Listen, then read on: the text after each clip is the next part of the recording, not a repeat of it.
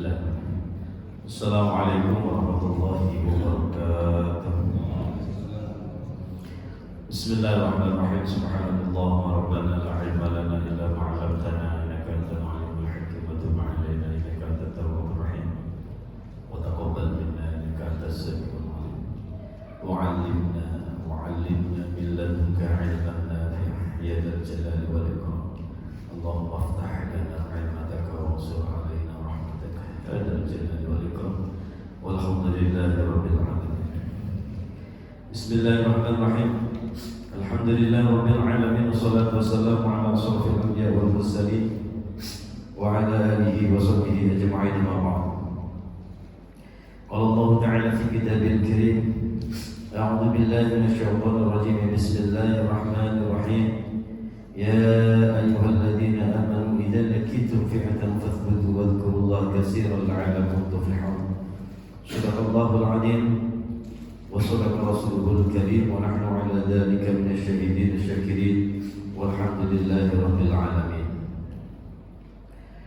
Jamaah salat maghrib Masjid Jami' Kota Sipur yang dimuliakan Allah Subhanahu wa taala. Syukur alhamdulillah, malam ini Allah masih melimpahkan beribu-ribu nikmat kepada kita semuanya. Bil khusus iman Islam, kesempatan iman istiqomah dalam beribadah kepada Allah Subhanahu wa taala. Mudah-mudahan Allah terus jaga istiqomah kita sehingga kita selalu hidup kita penuh dengan ibadah kepada Allah Subhanahu wa taala. Kita dijadikan hamba-hamba Allah yang muttaqin, hamba-hamba Allah yang shalihin, hamba-hamba Allah yang selamat bahagia mulia dunia akhirat. Amin ya rabbal alamin. Baik jamaah, bukan Allah Subhanahu wa taala buka halaman 142 ya. 142.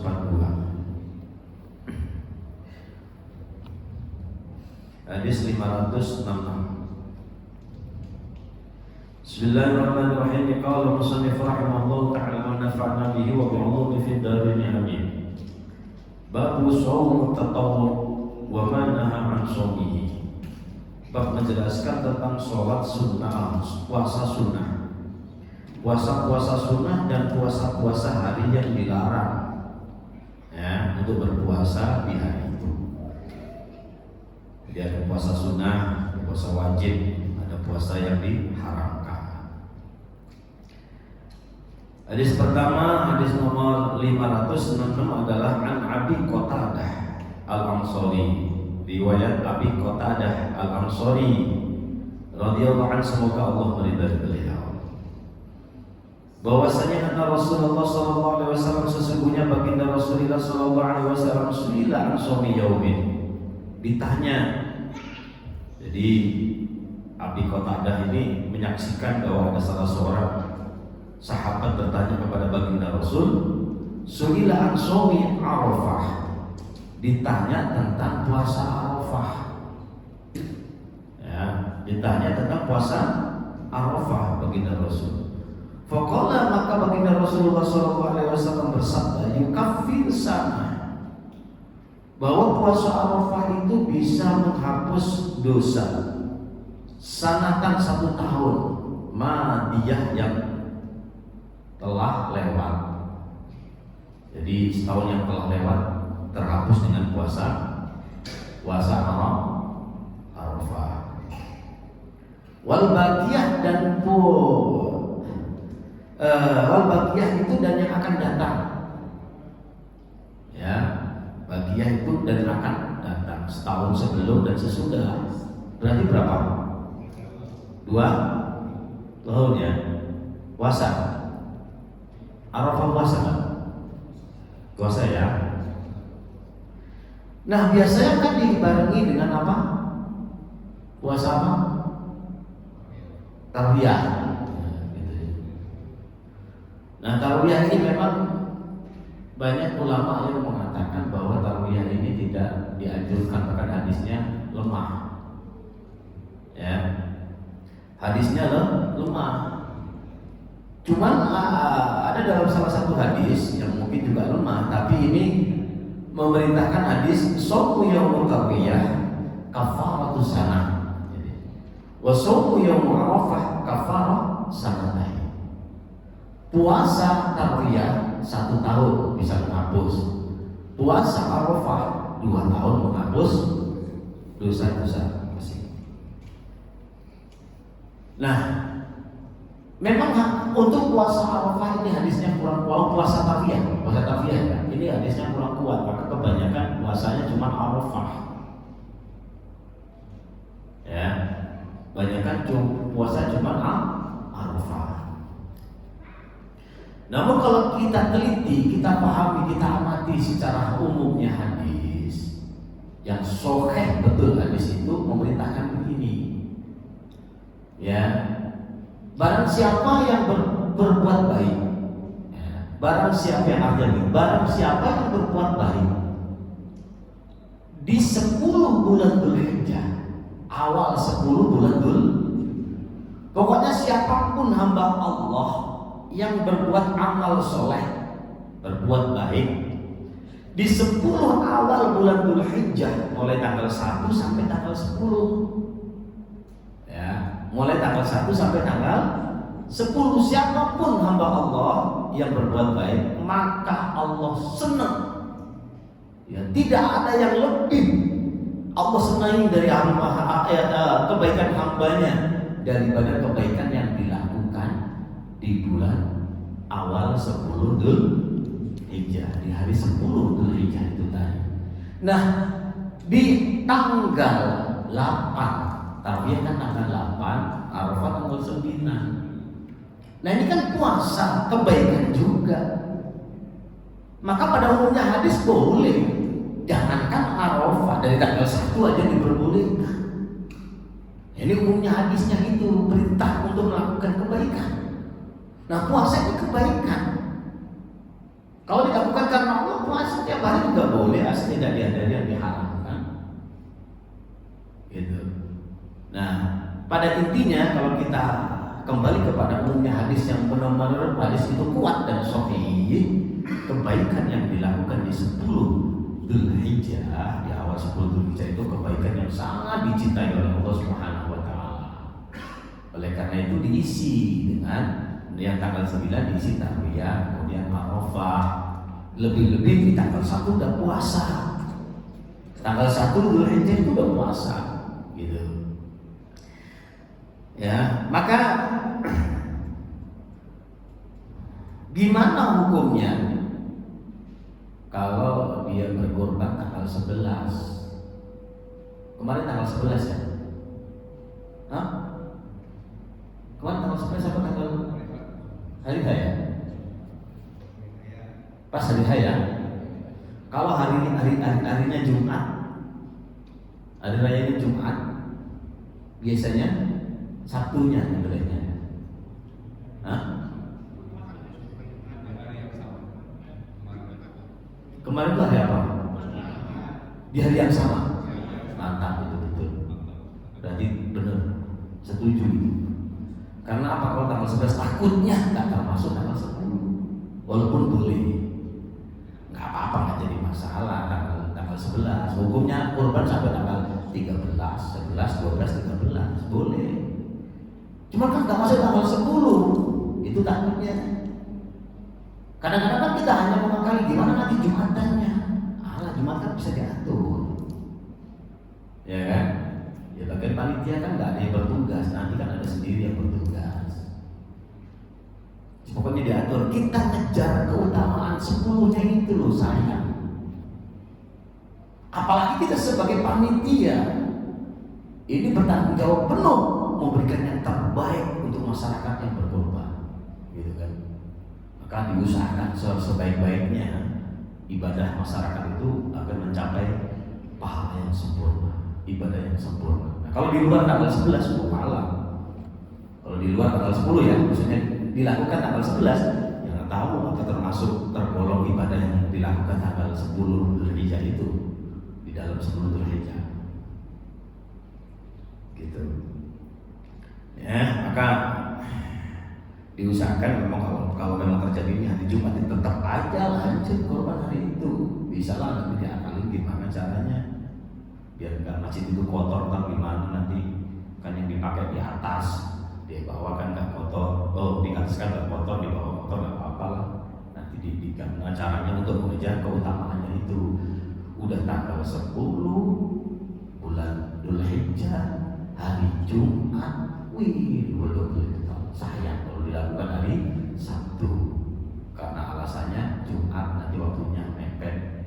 Ya nggak apa-apa sih yang beralasan seperti itu, mah nggak apa-apa, kita nggak melarang, gitu ya. Tapi baiknya kalau saya pribadi baiknya sih tetap di tanggal 10 walaupun hari Jumat. Oke. Nah, kemudian wasuila an saumin, Rasulullah kemudian ditanya lagi tentang puasa saumi Asyura, puasa Asyura di 10 bulan Muharram ya, Asyura. Faqala yukaffiru sana, kata baginda Rasul, bisa menghapus dosa 1 tahun yang telah lewat. Itu puasa Asyura. Bener nggak itu? Itu ya, bener nggak itu? Kalau kita kan kadang-kadang nggak paham hadis, dengar aja, nah hadisnya itu kurang kuat sehingga kita nggak semangat, ya kan? Sehingga nggak semangat. Yang pasti puasa itu di hari apa aja boleh, yang penting tidak di hari diharamkan, tidak di hari yang diharamkan oleh Allah.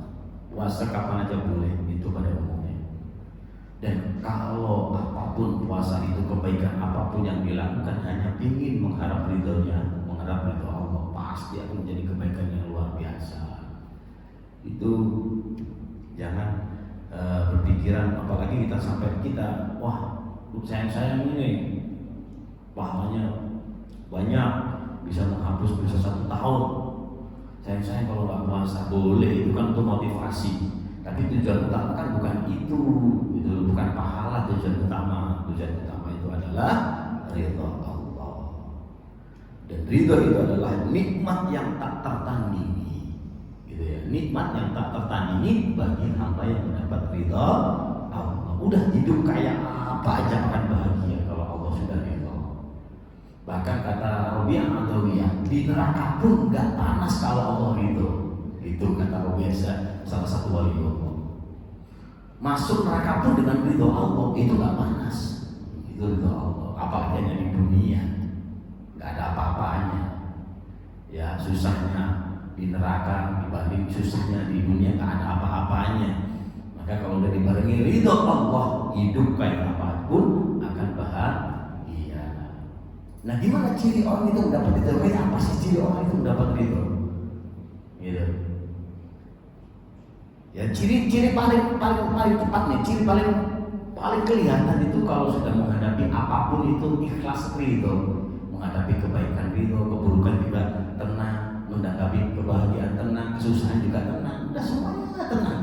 Itu menandakan ridho akan takdir Allah.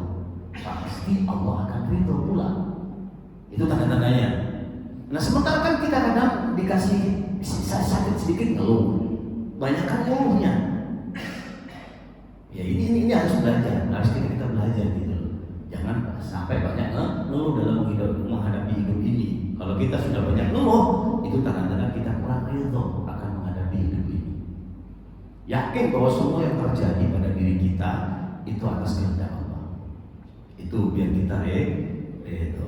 Nah, kalau kita masih belum bisa ridho akan hidup ini, ya udah, berarti belum ada tanda-tanda untuk mendapat ridho Allah itu.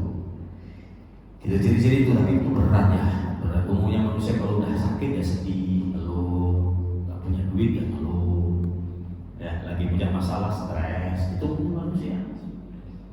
Ya, berat. Nah, makanya dia di belajar, maksudnya belajar dikit-dikit aja sadar. Semua itu Allah yang bikin, semua itu Allah yang bikin. Apa yang kita protes, gitu. Ya, apa yang kita protes? Bahkan kalau dibanding nikmat yang Allah sudah berikan kepada kita hanya diuji sedikit dan nggak sebanding. Orang dikasih sehat setahun, dikasih sakit cuma seminggu, Dikasih sehat setahun, dikasih sakitnya cuma seminggu, nggak sebanding dengan sehatnya, itu nggak sebanding. Gininya itu. Bahagianya sebulan, sedihnya cuma 3 hari, umpamanya gitu, nggak sebanding kan? Ada nggak orang yang sedih terus, sakit terus itu? Kebanyakan orang tuh lebih banyak sehatnya daripada sakitnya. Kebanyakan orang lebih banyak bahagianya daripada sedihnya. Kalau dia ya kadang-kadang ya sedih, kadang-kadang datang masalah ya sedih gitu.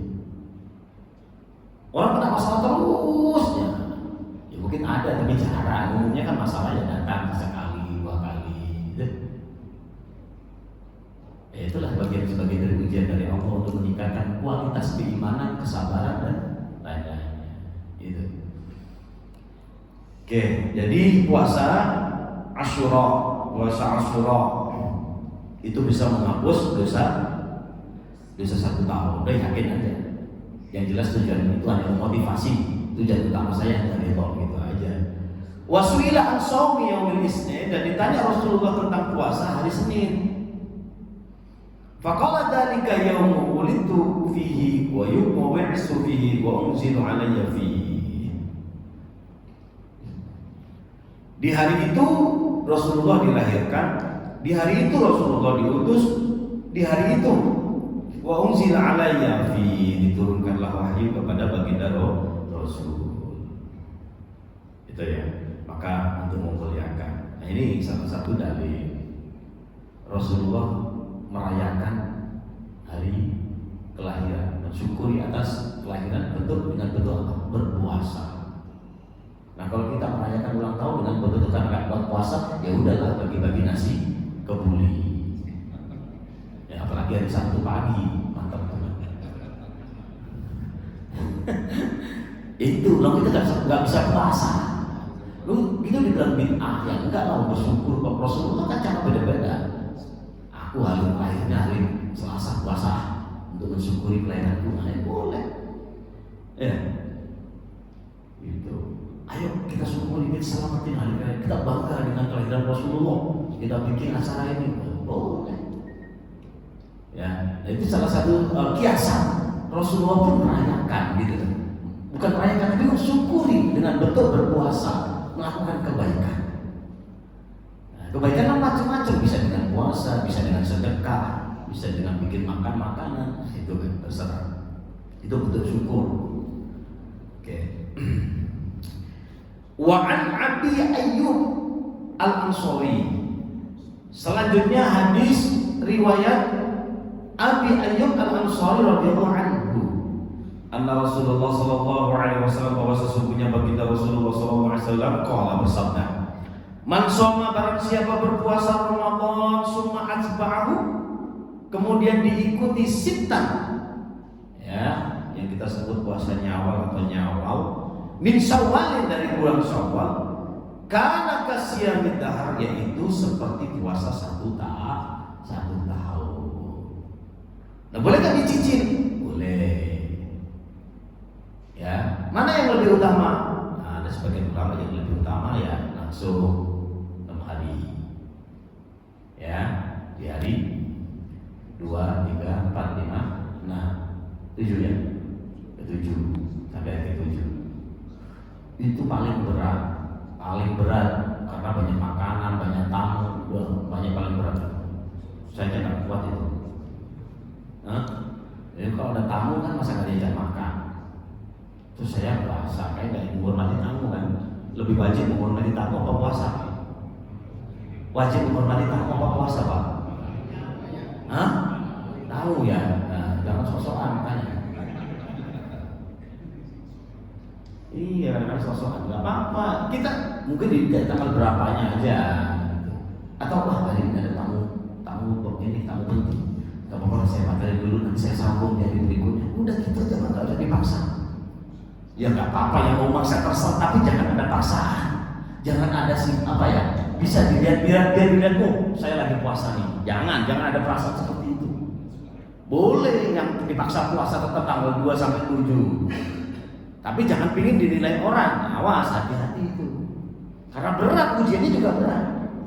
Ngelakuinnya berat, ujian untuk menjaga ibadah itu biar tidak timbul riya, pamer dan lain sebagainya, itu juga berat. Itu boleh, bagus kalau sampai tanggal 2 sampai tanggal 7, dari tanggal 2 sampai tanggal 7 gitu. Ya, orang nggak puas saja boleh kok.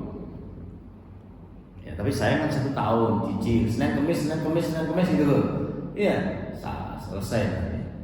Senin Kemis, nggak apa-apa hukumnya, boleh-boleh aja dicicil. Oke. Baik, terakhir. Wa an Abi Sa'id Al-Khudri radhiyallahu anhu qala Rasulullah sallallahu alaihi wasallam ma min 'abdin yasumu yawman fi sabilillah illa ba'ada Allah bidzalika al-yawm an wajhin nar 70 kharifan. Ya. Jadi tidak ada seorang hamba yang berpuasa 1 hari fi sabilillah di jalan Allah karena Allah. Betul-betul karena Allah. Illa ba'adullah, terkecuali Allah akan menjauhkan dari puasa tersebut an wajihin nar, dari api neraka sejauh apa? 70 musim gugur. Kharifan itu musim gugur. Berarti 70 tahun. Dijauhkan sama api neraka, insyaallah diselamatkan. Kalau memang itu puasa walaupun 1 hari dilakukan betul-betul untuk mengharap ridha Allah, betul-betul karena Allah. Intinya apa? Apapun ibadah itu kalau udah karena Allah udah kualitasnya udah bagus, tinggi, mantap tuh kalau ibadahnya karena Allah.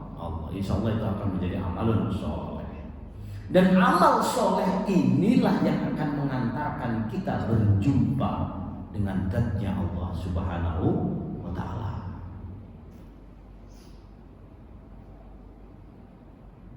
Ya, jadi amal soleh itu yang nantinya akan mengantarkan kita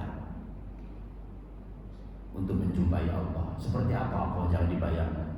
Yang jelas nanti dilihat, Pak. Nanti kita dilihatkan. Karena udah banyak hadis, udah banyak ayat-ayat yang menjelaskan bahwa orang mukmin nanti akan ditemukan zatnya Allah seperti apa. Dan ketika udah ketemu, udah lupa semua nikmat-nikmat yang pernah kita lalui. Karena nikmatnya melihat zatnya Allah. Tapi sekarang jangan dibayangkan kayak apa. Kita yakinin bahwa itu ada satu, nggak ada yang lain, udah itu cukup sampai situ aja. Nanti kalau kita pikir kayak apa di tempat di mana, malah rusak nanti keimanan, akidah kita rusak. Kalau sampai berpikir Allah itu punya tempat nggak, kayak apa sih wujudnya, kayak apa bentuk itu, nanti akidah kita rusak. Udah kita yakinin Allah satu dan ada, dan yakin kita akan berjumpa di akhirat nanti. Ya, bagi orang-orang yang beriman, gitu ya. Baik. Wa an Aisyah radhiyallahu anha wallahu a'lam bishawab.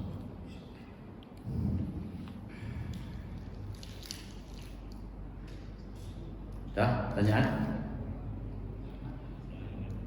Aman? Aman. Oke. Alhamdulillah.